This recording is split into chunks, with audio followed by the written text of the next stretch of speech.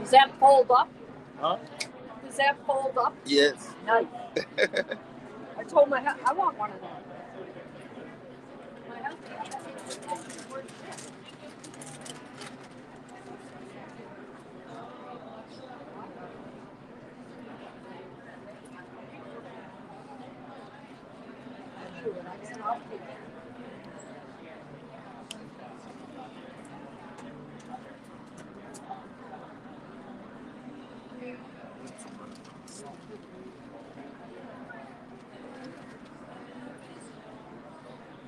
Did you guys see anything on the food menu? Did I not? No. You forgot.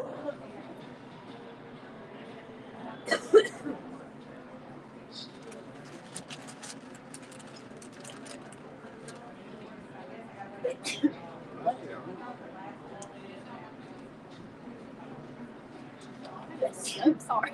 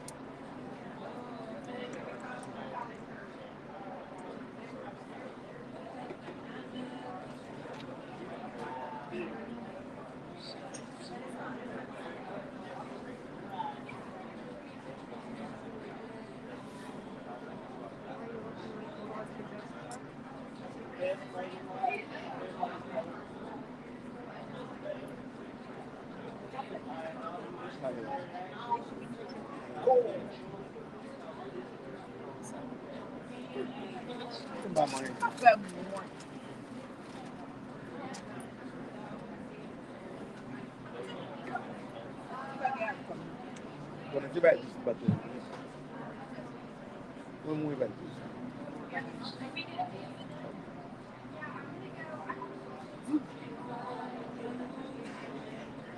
Como se eu quando eu vai ter.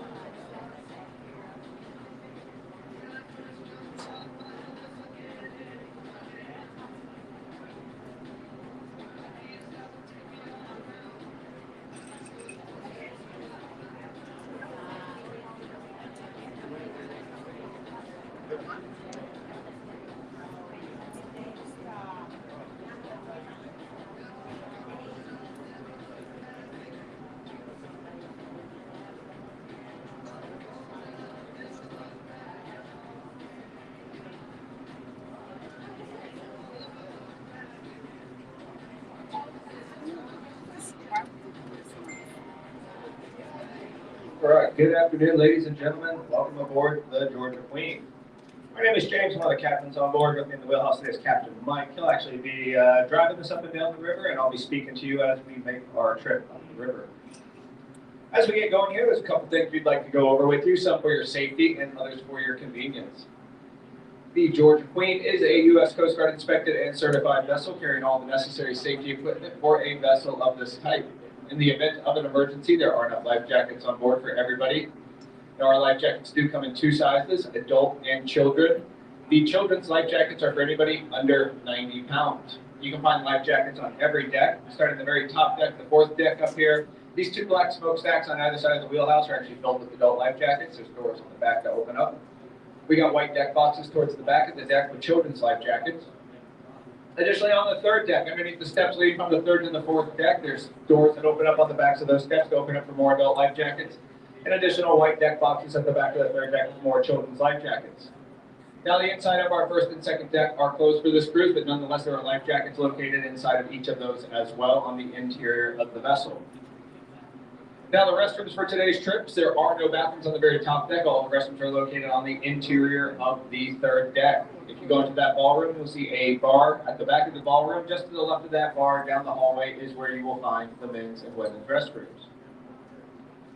So down there is a full-service bar, as well as we have a kitchen back there as well. So whether you get hungry or thirsty, you can put in all those food and drink orders with your bartenders back there, and they'll take care of you there. We also allow smoking on board the Georgia Queen. The only thing we ask, though, is only on the outside, the exterior of the vessel, to help keep the river clean. There are receptacles at the back of the fourth deck and the front of the third and second deck for cigarette butts. Now, as we get going off the dock here, we are going to do a 1.5-hour excursion here on the Savannah River. As we go along, I'm going to narrate for you guys for about 1 hour of the trip. Now, I can't talk about everything that happened here. Savannah as a city is 288 years old. The Savannah River is 300 miles long. So how this tour is going to work today is we're mostly going to just talk about the context of what's within our line of sight right here. Basically, you know, we're not going to see any of Savannah's 22 city squares on this tour, so that's not something that's going to come up during this tour. Also, one thing I see on a lot of online reviews, people are upset that I don't talk about pirates as much, very much. In fact, I don't talk about them at all because there were no pirates here on the Savannah River, so it wouldn't really be relevant to our tour.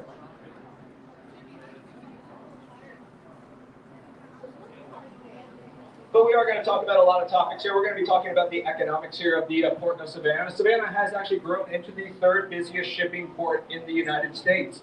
We're going to talk about the ecology of the river, basically what the water consists of, what's inside the water, what creatures dwell within the water. We're going to be talking about the history for this section of the river. Again, we're not going to talk about the entire river because it is 300 miles long. And then we're going to talk about the engineering, the marvel of turning a river that was only 10 feet deep when James Oglethorpe arrived back in 1733 into the third busiest port here on the United States. So to start with the Savannah River, as I said a few times, 300 miles long. It starts all the way up at Lake Hartwell in Hartwell, Georgia. It winds its way. It is the natural border between Georgia and South Carolina, except for this 7-mile stretch of land off the right side. What you're looking at there is technically Hutchinson Island. That is Georgia soil there. So there's another river on the other side called the Back River, and on the other side of that is South Carolina.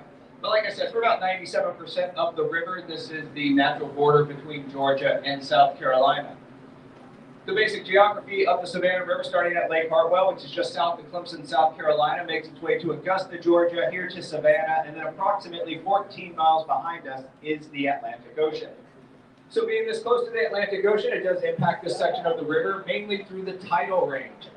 We got a pretty extreme tide, especially for the East Coast here in Savannah. Here on the city front, our average tide is about 8.5 feet, and that tide rate cycle is every 6.5 hours. So currently the tide, I believe it's going out right now, which means the river is flowing its natural direction, which is out towards the ocean. It can flow on some of those stronger tide days up to about 5 miles an hour, running the natural direction all rivers do, which is towards the sea. However, once we reach low tide, once that ocean level starts to rise up again in this area, all that seawater actually pushes back into the Savannah River. And this section of the river, in fact, 18 miles of the Savannah River, will reverse direction. It'll actually flow in at about 2 miles an hour, carrying with it all that salt water, all those nutrients, as well as saltwater creatures. Some of the larger creatures that make their way up the Savannah River here, the bull shark, probably the most ferocious, up to about 450 pounds. They are known for swimming in both fresh water and salt water. And technically, this water is what we call brackish water. It's not quite as salty as the ocean. It's definitely not fresh water, so this is going to be brackish water that we're in right now. Now, you won't see any bull sharks because they have gills. They stay beneath the surface. But one creature that we do see most of the trips that we do out here is the Atlantic bottlenose dolphin. Probably in this area right now off of Savannah between here and Tybee Island, there's probably right around 150 dolphins. Throughout the winter, during the colder months, there's only about 80 dolphins that reside here. But in late April, early May, when the water temperature starts rising in the ocean right there, when it gets to about 70 degrees, we get an influx of two kinds of fish, the mullet and the midhaven. And there's about 800 or 900 transient dolphins that tend to follow these schools of fish around. So here in the Savannah area, Tybee Island area with the dolphin tour boats that happen over there, this is probably the largest gathering of Atlantic following those dolphins anywhere in the world, so you won't really be able to see anything like that anyplace else. So a little bit about the history of the city of Savannah, just to give context to our tour. Founded in 1733 by General James Oglethorpe.